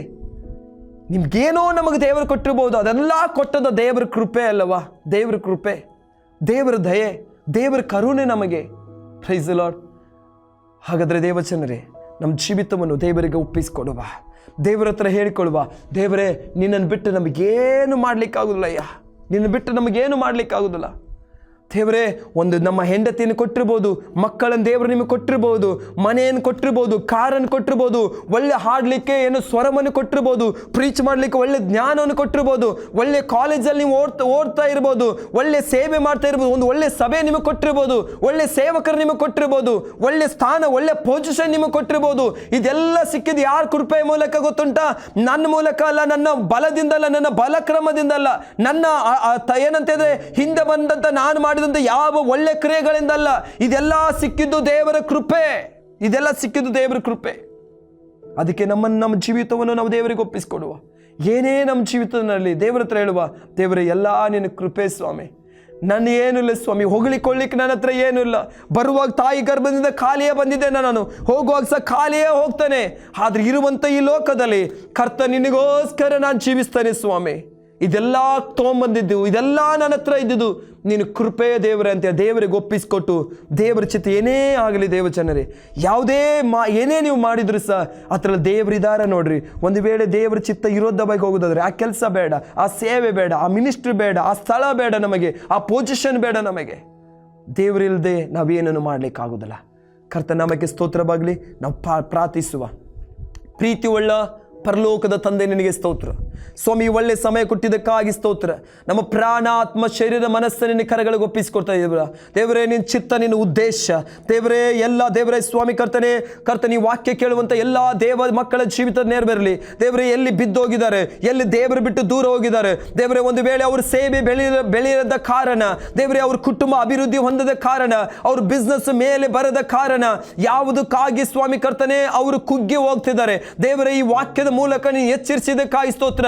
ಇಸ್ರಾಯೇಲ್ ಜನರು ದೇವರ ಬಿಟ್ಟ ಕಾರಣ ಅವರು ಭೂಮಿಯಲ್ಲಿ ಏನನ್ನು ಸಹ ಕರ್ತನೆ ಹೊಂದಿಕೊಳ್ಳಿಕ್ಕಾಗಲಿಲ್ಲ ದೇವರೇ ಸ್ವಾಮಿ ಕರ್ತನೆ. ಹೌದು ಸ್ವಾಮಿ, ನಾವು ನೋಡ್ತೇವೆ ಕರ್ತನೆ ಆದಿ ಕಾಂಡದ 11ನೇ ಅಧ್ಯಾಯದಲ್ಲಿ ಅಲ್ಲಿ ಜನರು ಒಟ್ಟಾಗಿ ಸೇರಿ ದೇವರು ಇಲ್ಲದೆ ಪಟ್ಟಣ ಕಟ್ಟಲಿಕ್ಕೆ ಹೋದಾಗ ದೇವರು ಅವ್ರ ಭಾಷೆಯನ್ನು ತಾರುಮಾರು ಮಾಡಿ ಅವ್ರು ಕಟ್ಟುವಂತ ಪಟ್ಟಣ ನಿಲ್ಲಿಸಿಬಿಟ್ರೆ ಅಂತೇಳಿ ದೇವರೇ. ಈಗೋ ಸ್ವಾಮಿ, ನಾವು ಕೈಯಿಂದ ಮಾಡುವಂತ ದುಡಿತವು ದೇವರೇ ಅದು ಆಶೀರ್ವದಿಸುವಂತೆ, ನಿನ್ನ ಚಿತ್ತ ಅನುಸಾರವಾಗಿ ನಾವು ಮುಂದೆ ಹೋಗುವಂತೆ, ನಿನ್ನ ವಾಕ್ಯಕ್ಕೆ ವಿಧೇಯರಾಗಿ ಮುಂದೆ ಹೋಗುವಂತೆ ದೇವರೇ. ಏನೇ ನಮಗೆ ಕೊಟ್ಟರು ಸ್ವಾಮಿ ಕರ್ತನೆ, ಕೊಟ್ಟದ್ದು ದೇವರ ಕೃಪೆಯಿಂದ ನನಗೆ ಸಿಕ್ಕಿದೆ ಅಂತ ಹೇಳಿ ನಾವು ಮುಂದೆ ಹೋಗುವಂತೆ, ನಮ್ಮನ್ನು ತಗ್ಗಿಸಿಕೊಳ್ಳುವಂತೆ ದೇವರೇ, ನಾವು ಕಡಿಮೆ ಆಗಬೇಕು ಸ್ವಾಮಿ. ನೀ ನಮ್ಮ ಜೀವಿತದಲ್ಲಿ ಹೆಚ್ಚಾಗುವಂತೆ ಕೃಪೆ ಮಾಡಿಕೊಡ್ರಿ. ನನಗಿಂತ ಇನ್ನೊಬ್ಬನ ಶ್ರೇಷ್ಠ ಅನ್ನುವಂಥ ಮನೋಭಾವ ನಮಗೆ ಅನುಗ್ರಹಿಸ್ರಿ ದೇವರೇ. ಕರ್ತನೆ, ನಿನ್ನ ದಯೆ, ನಿನ್ನ ಕೃಪೆ ಸ್ವಾಮಿ ಕರ್ತನೆ, ವಾಕ್ಯ ಕೇಳ್ತಾ ಇರುವಂಥ ಪ್ರತಿಯೊಬ್ಬರ ಜೀವಿತದಲ್ಲಿ ನೆರವೇರಲಿ ರಾಜ. ನಿನ್ನ ಹಸ್ತ ಇವ್ರ ಮೇಲೆ ಚಾಚಲ್ಪಡಲಿ, ನಿನ್ನ ದಯೆ, ನಿನ್ನ ಕೃಪೆ ಇವ್ರ ಮೇಲೆ ಇರಲಿ ರಾಜನೇ. ಪ್ರತಿಯೊಬ್ಬರನ್ನ ಆಶೀರ್ವದಿಸಿ ಬಲಪಡಿಸು ದೇವರೇ. ನಿನ್ನ ದಯಕ್ಕಾಗಿ ಸ್ತೋತ್ರ, ನಿನ್ನ ಕೃಪೆಗಾಗಿ ಸ್ತೋತ್ರ. ಯೇಸು ಕ್ರಿಸ್ತನ ನಾಮದಲ್ಲಿ ಬೇಡಿಕೋತಾನೆ ಪ್ರೀತಿ ಉಳ್ಳ ಪರಲೋಕ ತಂದೆ, ಆಮೆನ್. God bless you. ದೇವರ ನಿಮ್ಮನ್ನ ಎಲ್ಲರನ್ನೂ ಆಶೀರ್ವದಿಸಿ. ದೇವರ ದಯೆ, ದೇವರ ಕೃಪೆ ನಿಮ್ಮೆಲ್ಲರ ಸಂಗಡ ಇರಲಿ. God bless you. God bless you. Praise the lord.